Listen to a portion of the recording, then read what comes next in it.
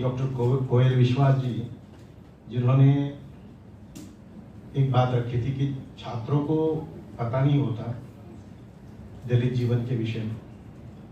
ये बिल्कुल सही बात कही है आपने। अलग अलग तबकों से हमारे छात्र आते हैं और मेरे साथ भी ये कई बार घटित हुआ कि दलित साहित्य पढ़ाते समय जब मैंने पढ़ाया और उन्होंने दलित साहित्य की कुछ पुस्तकें पढ़ी और मेरे पास आए, जैसा उन्होंने उल्लेख किया मैं भी कर सकता हूँ कि ब्राह्मण वर्ग के छात्र भी थे, सभी वर्गों के छात्र थे। वे आए और जिन्होंने कभी दलित जीवन जिया नहीं था, जीने की बात तो बहुत दूर है, देखा भी नहीं था।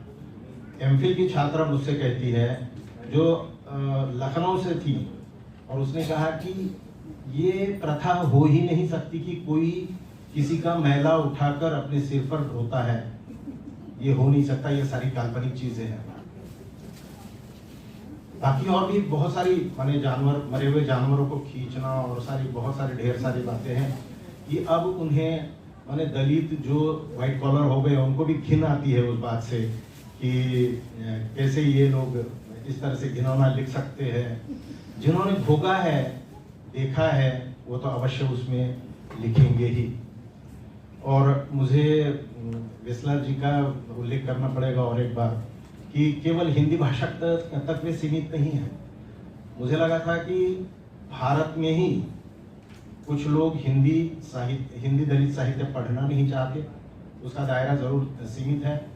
सवर्ण उसको बिल्कुल पढ़ना नहीं चाहते, लेकिन देख रहा हूँ कि विदेशों में भी उस पर पढ़ाई हो रही है दलित साहित्य पर। जैसे कभी ब्लैक लिटरेचर पर बात हुआ करती थी कि निग्रो साहित्य पर लिखा जाता था और उसकी बात सारे विश्व में पढ़ी जाती थी। उसी प्रकार से दलित साहित्य भी और आदिवासी साहित्य भी आज विदेशों तक पहुँच गया और उस पर अध्ययन हो रहा है। बड़े गर्व की बात है हमारे लिए और ये बात सब तक पहुँचनी चाहिए, क्योंकि जब तक ये बात पहुँचेगी नहीं लोगों तक, तब तक समानता किस तरह से स्थापित होगी। क्योंकि गौतम बुद्ध हो, चाहे चारवाक हो, चाहे कबीर हो, चाहे राजर्षि शाहू महाराज हो, डॉक्टर बाबा साहब अम्बेडकर तो सबसे बड़ा नाम है उसमें, सावित्रीबाई फुले हो, महात्मा फुले हो, और सुदूर दक्षिण के तमिलनाडु के पेरियार जी, ये इन्होंने जो समता स्थापित करने के लिए ये सारी बातें उठाई है, वास्तव में उसको तो सबने पढ़ना चाहिए। दलित साहित्य केवल दलित लोगों ने नहीं पढ़ना चाहिए। दलितों द्वारा और दलितों के लिए साहित्य लिखा जाता है, इस तरह से कुछ लोग कहते हैं।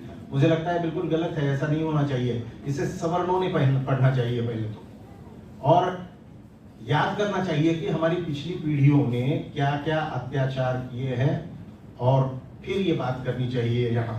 तो कोयल विश्वास जी की बात बिल्कुल सही है कि कई छात्र हैं, इसीलिए दलित साहित्य जो है पाठ्यक्रमों में होना ही चाहिए, ताकि लोगों को पता चले कि इतिहास क्या है दलितों का, और वे भी भारतीय है, यहाँ के समाज का हिस्सा है, तो उसे उपेक्षित नहीं किया जा सकता।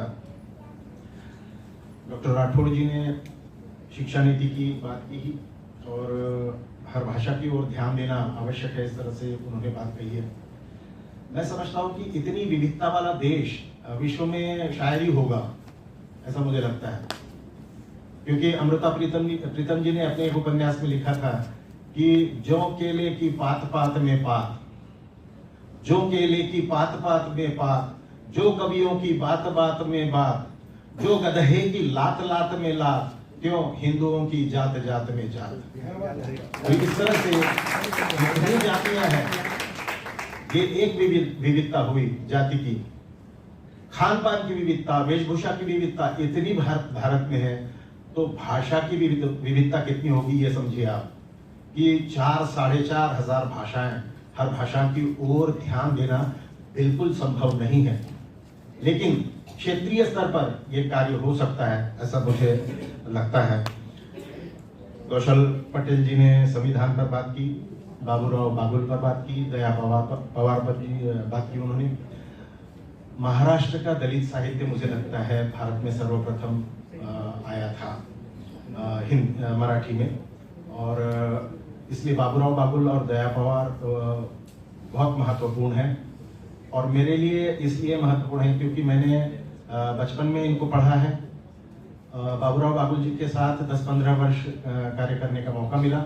उनकी कहानियों को अनुदित करने का भी मौका मुझे मिला और प्रकाशित भी हुआ है। लेकिन उनकी मृत्यु के कारण मुझे आगे कार्य करने का, क्योंकि समग्र बाबूराव बागुल इस तरह से मैं अनुदित करने वाला था, और उनकी मृत्यु होने के बाद तो मानो घर वालों का हाथ हो गया उन पर, और उन्होंने कहा कि नहीं, आप नहीं कर सकते, उसके लिए रॉयल्टी कहाँ से देंगे और क्या देंगे। मैंने कहा बिल्कुल नहीं दूंगा, मेरा नाम भी मत रखिए उसमें, लेकिन मैं अनुवाद करूंगा बाबूराव बागुल जी के लिए। लेकिन वो संभव नहीं हो सका आज तक, कम से कम। और दया पवार जी, मेरी बेटी तो हमारे साथ ही पढ़ती थी, तो उनके बारे में भी जानता हूँ। और दलित साहित्य जो इन्होंने लिखा, नामदेव ढसाल ने लिखा, तो मैं एमए में पढ़ रहा था, तो हमारी एक शिक्षिका थी, आदरणीय शिक्षिका थी। उन्होंने कहा कि आज तक मैंने दलित साहित्य पढ़ा नहीं, तब दलित साहित्य पाठ्यक्रमों में नहीं लगा था। तो उन्होंने कहा कि मुझे नामदेव ढसाल पढ़ना है, क्योंकि काफी चर्चा चल रही है नामदेव ढसाल की। तो मैंने, क्योंकि वो तो क्रांतिकारी थे, आप जानते हैं सभी कि किस तरह से कि सर्वधर्म ग्रंथांची पाने फाड़ून, वो अब आगे की बातें मैं यहाँ नहीं बोल सकता। आप जानते कि सारे धर्म ग्रंथों की पृष्ठ फाड़कर उसका इस्तेमाल क्या करना चाहिए वगैरह वगैरह, इस तरह की बातें तो हम चर्चा करते थे एमए में कभी। तो मेरी शिक्षिका, उन्होंने कहा कि मुझे नामदेव ढसाल पढ़ना है, मैंने लाकर दी उनको, तुझी अक्का कंची लाकर दी उनको। दूसरे दिन मैडम लेकर लौटा दी उन्होंने, बोले नहीं पढ़ सकती, मैं नहीं पढ़ सकती, क्योंकि ये पढ़ने लायक नहीं है, इसमें अश्लीलता है, नग्नता है, और बिल्कुल इस तरह से है, ये विभत्स है सारा, तो हम नहीं पढ़ सकते। मैंने कहा मैडम, बोले मैंने एक कविता पढ़ी उसमें से।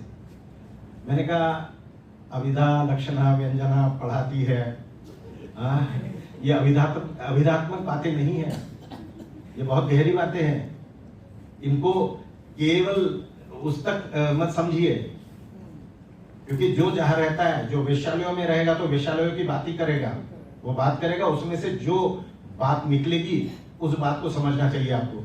लेकिन उन्होंने कहा कि नहीं, मैं इसे नहीं पढ़ सकती। तो रेणु का भी उल्लेख किया इन्होंने, कौशल पटेल ने। मेरा शोध का विषय रेणु जी ही रहा था, और मैंने विषय लिया था कि फणीश्वरनाथ रेणु के साहित्य में वर्ण संघर्ष एवं वर्ग संघर्ष, और बड़ी सराहना मिली। और पोस्ट डॉक्टरल भी यूजीसी की तरफ से मुझे उसके आगे, क्योंकि जो उसी से संबंधित एक विषय था, उससे मुझे पोस्ट डॉक्टरल भी मिला था। मैं सोचता था कि रेणु यदि दलित साहित्य लिखते, माने दलित जीवन पर लिखते, तो बहुत बहुत बढ़िया लिखते हो, क्योंकि लेखन कला में बहुत माहिर थे रेणु। लेकिन उन्होंने बीच बीच में थोड़ा उसके विषय में लिखा है। दत्ता कोल्हारी जी ने भी जल जंगल जमीन की बातें की है, उन्होंने आदिवासी जीवन की बात की है। मेरे मित्र निवृत्ति लोखंडे जी, उन्होंने आदिवासियों की समस्याएं, दलित आदिवासी विषयों को बढ़ावा दिया जाना चाहिए। ये तो मैंने भी कहा कि पहले हर विश्वविद्यालय में ये विषय होना चाहिए और उसे पढ़ाया जाना चाहिए। पी हरिप्रसाद जी, ग्लोबलाइजेशन प्राइवेटाइजेशन की उन्होंने बातें की है और सुंदर कविता प्रस्तुतिकरण किया। डॉक्टर वेंकट धरासुरे, विमुक्त और घुमंतु जनजातियों, बहुत सुंदर विवेचन किया उन्होंने कि क्रिमिनल ट्राइब जो है, और लक्ष्मण गायकवाड़ पर उन्होंने लिखा है, तो बहुत सुंदर वे लेखक, तो उनको तो पढ़ना चाहिए। लक्ष्मण गायकवाड़ को शायद अनुवाद भी उनका हुआ है, वह अनुवाद भी लोगों के सामने आना चाहिए।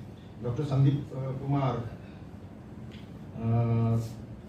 सर्वसमावेशक रहा उनका आलेख, लेकिन उन्होंने कहा कि मैं ही पर्चियाँ लिख रहा था दूसरों के लिए कि जल्दी समाप्त कीजिए, 2 मिनट में समाप्त कीजिए, 5 मिनट में, लेकिन खुद बहुत सारा समय लिया उन्होंने कहा कि अभी आधा घंटा बचा है उनके लिए।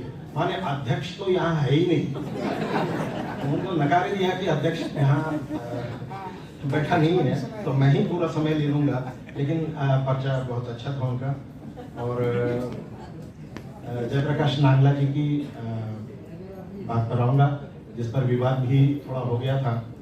तो नांगला जी को भी बताना चाहूँगा, उन्होंने आर्य अनार्य की बात की। ये तो अभी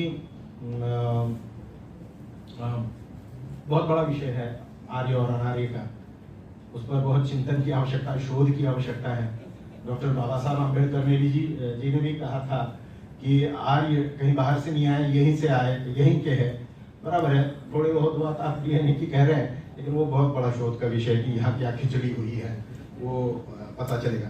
लेकिन दलित साहित्य का दायरा दलितों तक सीमित है, ऐसा बिल्कुल नहीं है। केवल क्योंकि भले ही आज वाचन संस्कृति का संकोच हो गया है, पढ़ते नहीं लोग। माने मैं खुद इतना पढ़ने वाला, लगभग 30-35 साल तक मैंने पढ़ाया है और उससे पूर्व पढ़ा है। तो आज भी मैं 4 घंटे में से 1 घंटा पढ़ता हूँ, 3 घंटे में टीवी देखता हूँ और बाकी समय अपने मोबाइल पर लगा रहता हूँ। तो वाचन संस्कृति का संकोच हो चुका है। छात्र आप जानते हैं कि क्या कर रहे हैं कि कुंजियां लेकर पढ़ रहे हैं और परीक्षाएं दे रहे हैं। व्हाट्सएप और फेसबुक जो यूनिवर्सिटीज है, ये 2 यूनिवर्सिटीज बहुत बड़ी यूनिवर्सिटीज है विश्व की, तो उसी में से ज्ञान प्राप्त कर रहे हैं, लोगों को ज्ञान दे रहे हैं और आगे फॉरवर्ड कर रहे हैं। ये किसी और का ज्ञान उठा के किसी और दूसरे को बराबर पहुंचा रहे हैं वो लोग, तो वो बात अलग है। दायरा वहां तक सीमित नहीं है दलित साहित्य का। दलित साहित्य वास्तव में मानवतावादी साहित्य है, न वह किसी धर्म का पक्षधर है, न किसी वंश का, न परंपरा का। वह केवल दलितों की बात कहता है, जिन्होंने यहाँ के मूल निवासी होने के बावजूद, माने आदिवासी और दलित, फिर भी उनको बहुत भोगना पड़ा है। तो वे उनका चिंतन है और वह लोगों के सामने अपनी बात रखना चाहते हैं। वह सीमित कैसे हो सकता है? और केवल दलित केवल उसे पढ़कर क्या उसे आनंद लेंगे? ये आनंद लेने की चीज नहीं है। दलित साहित्य, आदिवासी साहित्य आनंद लेने की चीज नहीं है। ये चिंतन करने की चीज है कि वास्तव में ऐसा क्यों हुआ, और फिर उस पर बात करनी चाहिए कि ये कैसे दूर किया जा सकता है।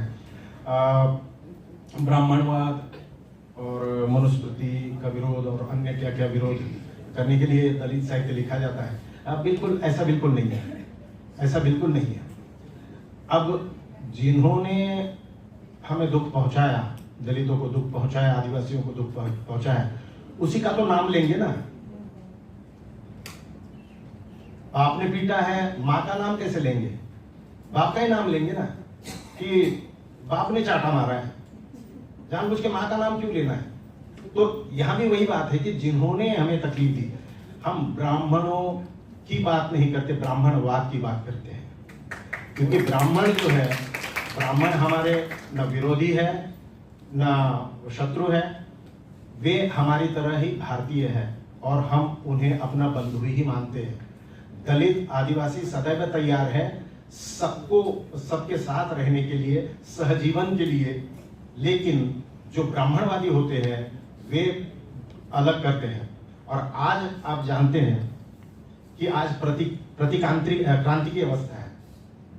डॉक्टर बाबा साहब अम्बेडकर ने क्रांति की थी, गौतम बुद्ध ने क्रांति की थी। गौतम बुद्ध की क्रांति के बाद प्रतिक्रांति आई और आप जानते हैं कि श्रमण संस्कृति को मिटा दिया गया है यहाँ से। अब नाम लेने से फिर से तकलीफ हो जाएगी कुछ लोगों को, किसने मिटाया। तो वो एक है। तो ये मनुस्मृति का दहन क्यों किया है, सबसे बड़ा प्रश्न है इनके लिए।